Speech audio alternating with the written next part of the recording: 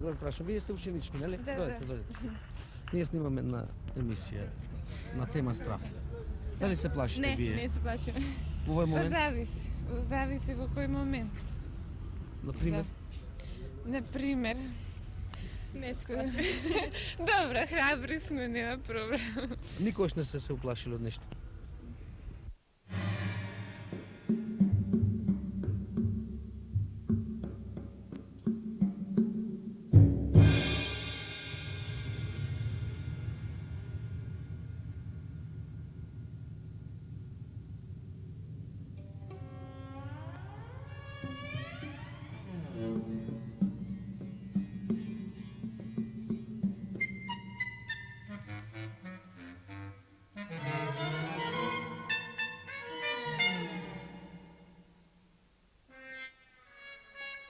Еве молам, сакаме да поразговараме на тема страв. Вие се плашите ли од нешто? Да, од писме на латински. А од друго? Зависи. По кој предмет, некогаш математика. А во животот дали се плашите од нешто друго? Те денес не вакцинира, па некој паѓа унесе се плаши, ама има страф. Озбилно. А вие користи. од што се плашите најмногу? Ја? Па мене... не. Страф ми е кога би кога ќе одам во војска на стража. А вие некаков друг страф нема? Од вакцина исто. Некој дечко се плашите ли? Не, до тоа не. А некој што не ви се допаѓа? А нормално од некој, например, навечер ако си сама, од некој сугестии ти се присуѓа. Нема да шеташ навечер само.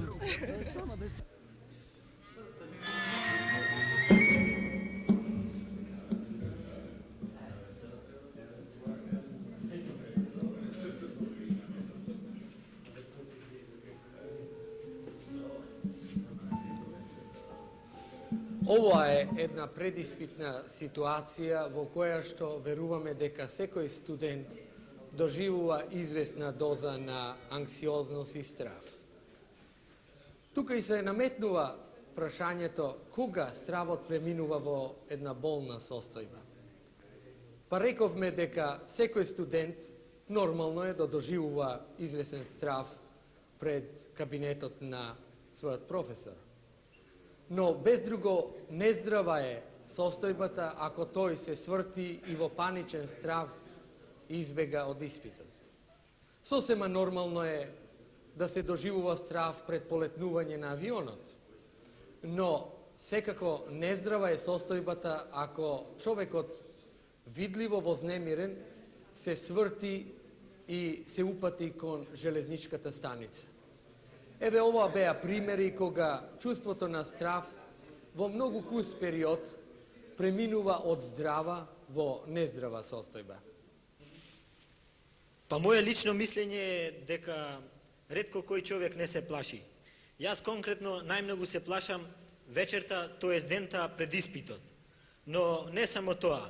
Мислам дека таа ноќ за мене е најмачна, а кога штом стигне времето да полагам испит, односно кога сум пред професорот, јас ретко се плашам.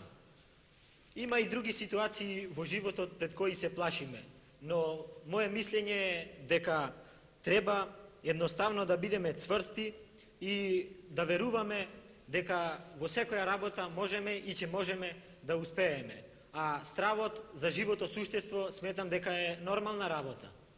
Сега пред испит се чувствувам некој чудно, осеќам некоја трема, а не знам поради што е тоа, дали страф од пат или страф од успех, што може да биде, тоа е друга тема. Мислам, држаме книгата, а книгите ги фрлив на страна, дека сум изгубен. Моментално некоја инхибиција, не знам дали воопшто знам нешто. Дали воопшто сум ја читал книга. А може да се чувствува тоа и по гласот. Осеќам трема, или тоа правиот страф пред испит. Дали ќе го положам, сега ми е прашање за годината, дали ќе го положам испитот.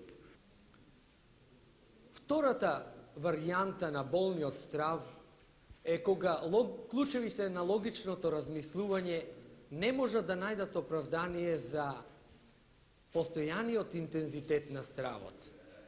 За да биде иронијата уште поголема, човекот е наполно свесен за нелогичноста на своето страхување, па сепак не може да го надрасти. Така, например, неодамна дојде еден млад човек да побара помош, затоа што не може одејки да помине преку мост. И покрај тоа, што е сосема свесен за нелогичноста на својот страв, секој ден тој се упатува кон автобуската станица за да го премине мостот со автобус.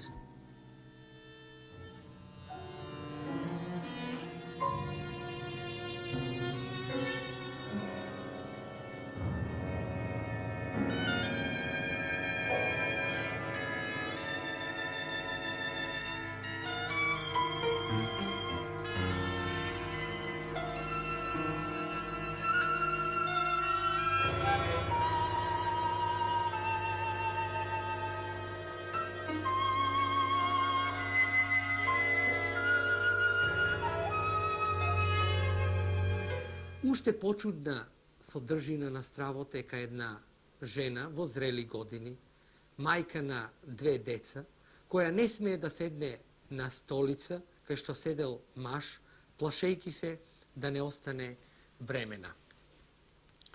Стравот можне често е резултат на континуирано учење на нездрави емотивни одговори. Често пати се среќаваме со невротични деца, како последица на невротични мајки и како резултат на емотивната идентификација со родителите. Стравот може да биде последица и на културното ниво на живеењето. Разните етички забрани и норми, празноверие, традиционални заблуди и оптоварености, како и табуи, можне често се директни детерминанти на стравот.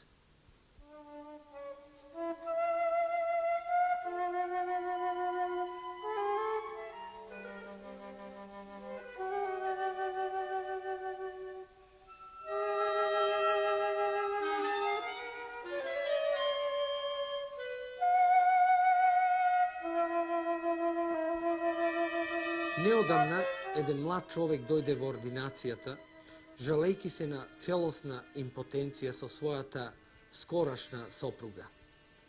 Можне брзо ги откривме причините за ваквата состојба.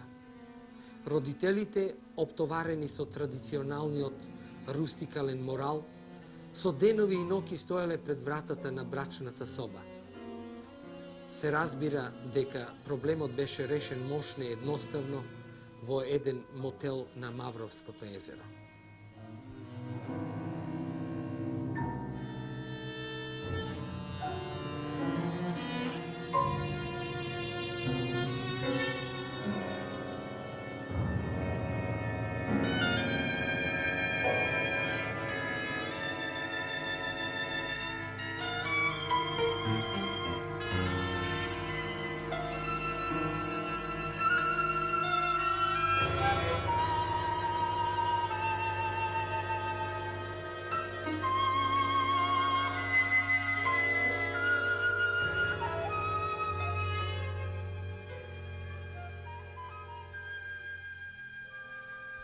Сосема исправно се смета за болна онаа состојба која е резултат на континуирани нокси од надворешната средина и која предизвикува или доведува до амбивалентен став кон реалната ситуација.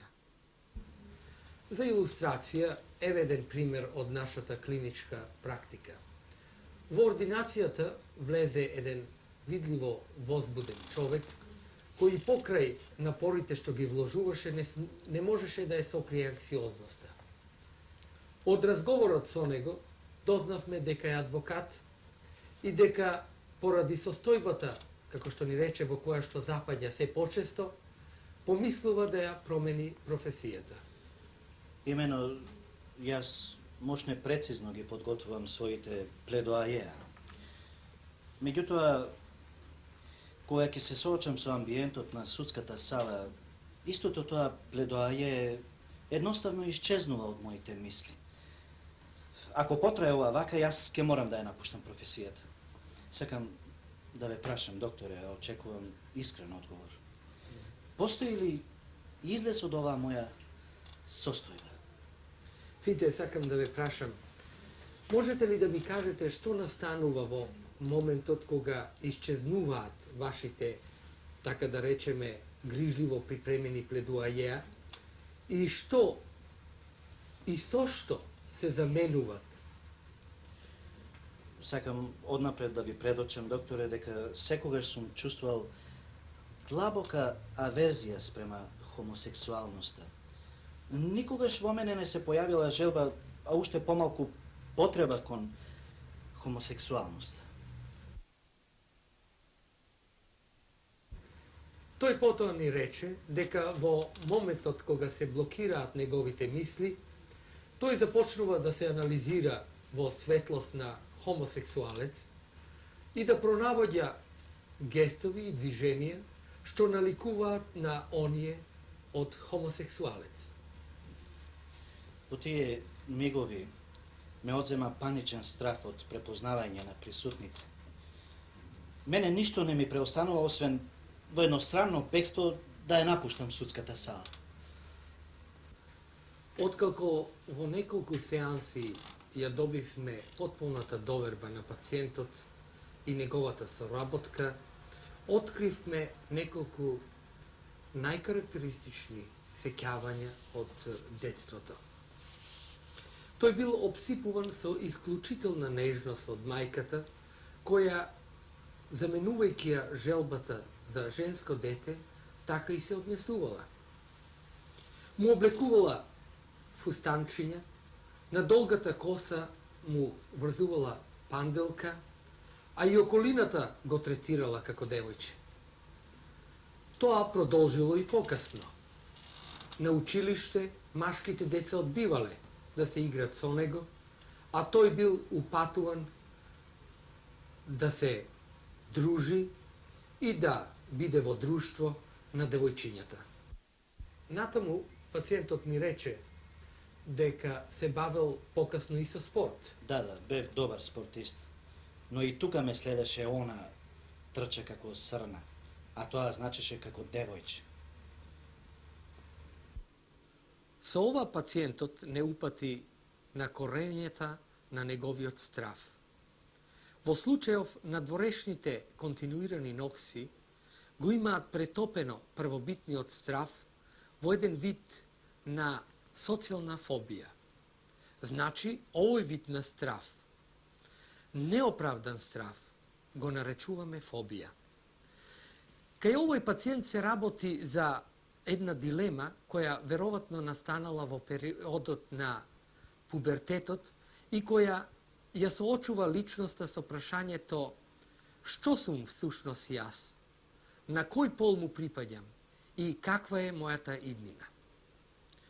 Рековме дека веројатно овоа чувство на страв започнало во периодот на пубертетот, но се поставува прашање дали овој страв започнал или само станал така силно манифестен во овој период. Па самите кажувања на болниот не упатуваат кон корењата на овој страв, а тоа се во раното детство. Понатаму пациентот ни кажа дека го изгубил својот татко на својата 6-годишна возраст, а тој толку многу му бил потребен во тој период за својата собствена идентификација. Веруваме дека изузетната нежност на мајката и пубертетот допринеле уште повеќе да се вкорени несигурноста кај овој човек, која постепено расте и која постепено се претворила во едно невротично заболување кое го нарекуваме фобија. Општиот страф, како и останалото однесување на човекот, се развива низ интерреакција на три феномени. Тоа се вродените, оние кои зависат од созревањето и оние кои се развиваат со учењето од индивидуалното и социјалното искуство. Така, например, постојат мислења дека детето го доживува својот прв страф веднаш по раѓањето, кога за прв пат доаѓа во допир со воздухот и првото вдишување, при што го доживува чувството на гушење.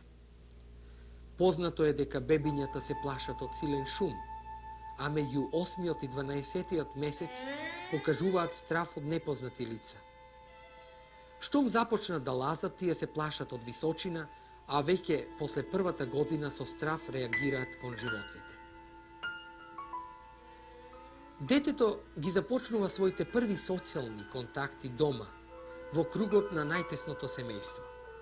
Во овој тесен круг тоа започнува да се развива психофизички, да го модулира своето однесување и своето емотивно живење. Во таа средина тоа ги доживува периодите на инфантилната сексуалност, минува низ Едиповата ситуација, за низ периодот на идентификација и адолесценција, да го достигне адултниот период. Затоа би се задржале со неколку зборови на улогата на родителите врз емотивниот развој на човекот.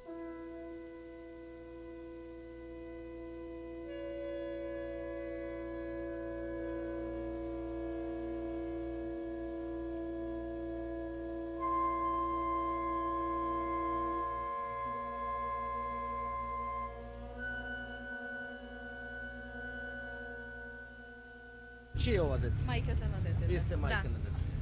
Во овој момент дали чувствувате некако страф? Не, зашто? Например, случајно вака. со дете младо на Не. улица. Вие како? Мајка ми е тука, зашто да страв. А со мајката сте? Да. И се да се не плашам, се плашам, како да не се плашам. Од Да. што се плаши? Од земјотрес, од смрт, од тие работи. Да. А вие како мајка не се плашите? Па ја не се плашам, зашто да се плачам? Нема зашто. Се сеќавам на еден случај кога родителите дојдоа да побарат помош за своето 8-годишно дете, кое започнало да се помокрува од преди 2 години, а во последните неколку месеци одбивало да остане само во куќата. Преди легнување по неколку пати ја проверувало вратата дали е заклучена, та дури потоа можело да заспие.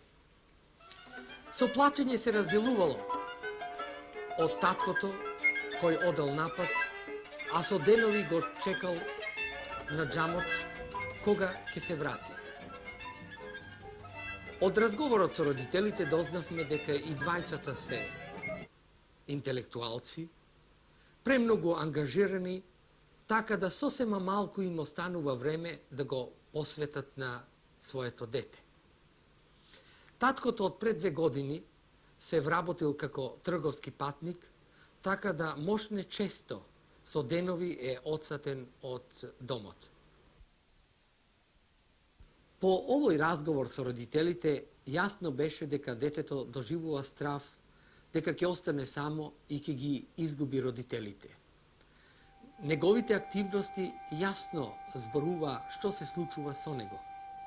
Тоа ја заклучува вратата да не му ги откраднат родителите, а ноќното мокрење не случајно се совпаѓа со зачестаните патувања на таткото. Во овој случај неопходно беше да се објасни на родителите во што лежат корените на стравот кај нивното дете, а тоа всушност беше недостиг на внимание, нежност и топлина, толку неопходни за да створат чувство на сигурност и самодоверба кај детето.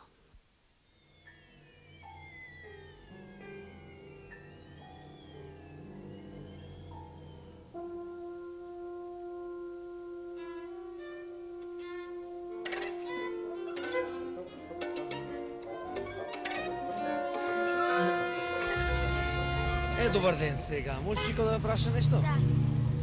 Од што најмногу се плашите да ми кажете? Јас? Од што? Од што најмногу се плашите? Јас? Од ништо не се плашам. А ти? Од единици. Па добро, јас од единици. А од инекции? Не. А од кој животни најмногу се плашите?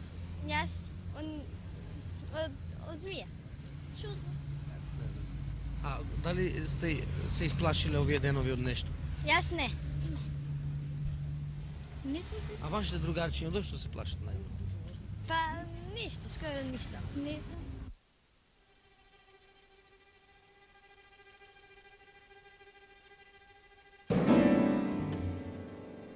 Чувството на несигурност може да се создаде и заради преголемата ангажираност на родителите околу детето, а тоа е најчесто мајката.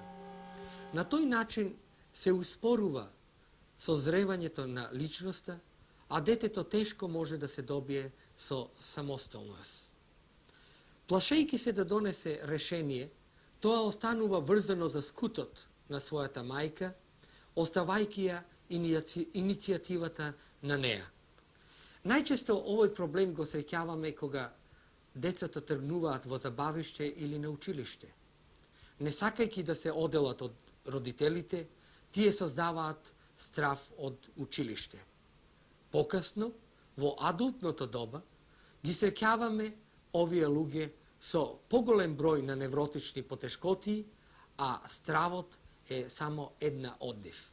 Кога мајка ми беше болна, се исплашив да не се случи најлошото. Во тој момент мислам дека претрпав голем страв. Исто така за децата секојдневно, имам син, оди во градинка, да не му се случи нешто во градинката, да не падне, да не... Исто така и за ќерката.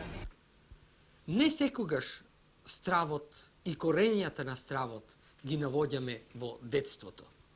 Една единствена случка може да биде доволна да создаде страв кој останува перманентен придружник на човечкото живење. Се сеќавам на еден неодамнешен случај. Една жена чувствуваше страв да излезе сама од својата куќа без придружник. Причината беше брзо откриена.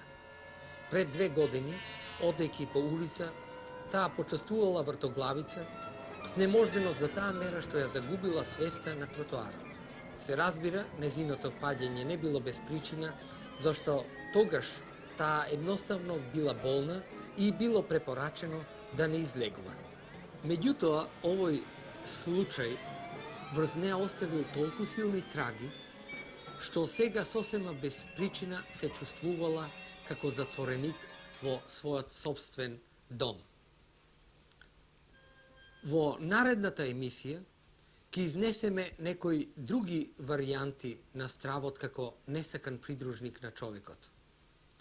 Ќе зборуваме за символиката на стравот и за улогата на несвесното врз емотивното живење. Ќе се обидеме со неколку совети да изнесеме како може да го победиме стравот.